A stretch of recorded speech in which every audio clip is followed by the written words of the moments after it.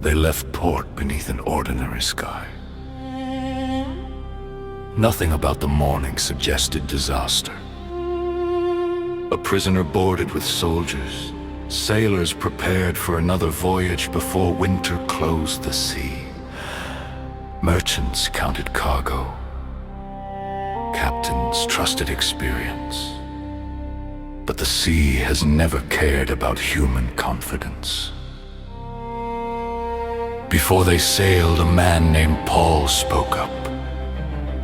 Not as a sailor, not as a captain, but as someone who understood storms most men never see coming.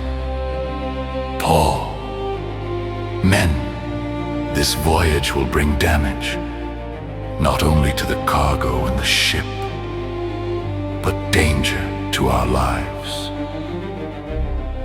But the officers trusted the pilot, the crew trusted the weather, and experience spoke louder than warning, so they sailed anyway. At first, it was only wind shifting direction. Nothing unusual. Then the sky darkened, the sea turned violent, and the storm arrived with a force no man on board could control. Sailor! Pull the sail down! Move! Keep her steady. Hold the heading.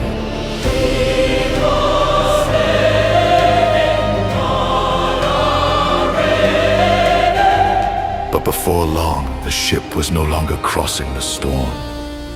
The storm was carrying them. Day after day they drifted. No stars, no sun, no sense of direction. Only black water and fear. Sailor, we're not sailing anymore. We're surviving. The crew began throwing cargo into the sea. Then equipment. Then anything they thought might buy another hour of life. But the storm only grew louder, and hope disappeared faster than the daylight. Then, in the middle of panic, one voice stayed calm. A prisoner stood while seasoned sailors were losing courage. You should have listened before we left port.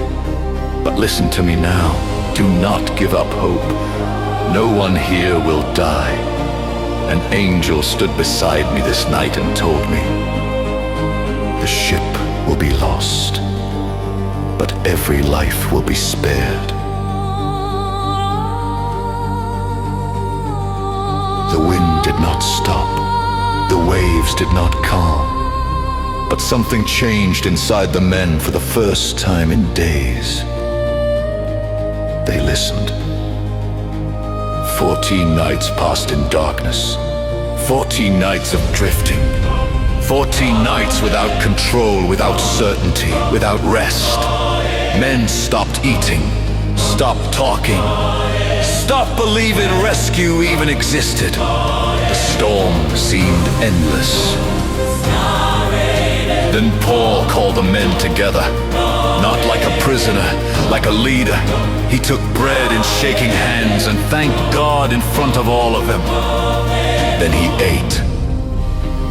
Sailor, he's still thanking God. Near midnight on the 14th night, the sailor sensed something different. The waves sounded different. The water grew shallow somewhere ahead. There was land. I think we're close. I think that's land. Then it happened. The ship struck ground. Timbers split apart. The hull broke under the pressure of the sea. Water rushed in from every side. Some soldiers wanted the prisoners killed to stop escape. But mercy spoke louder than fear. Captain, everyone overboard! Swim if you can! Grab anything that floats! Some swam through the waves. Others held onto broken boards. Broken pieces of a shattered ship became the very thing that carried them to safety. And one by one, every single man reached shore alive. Exactly as Paul said. The ship was gone. The cargo was gone. Their plans were gone. But not one life was lost, because sometimes storms do not leave you with what you wanted. Sometimes they leave you with what truly mattered all along.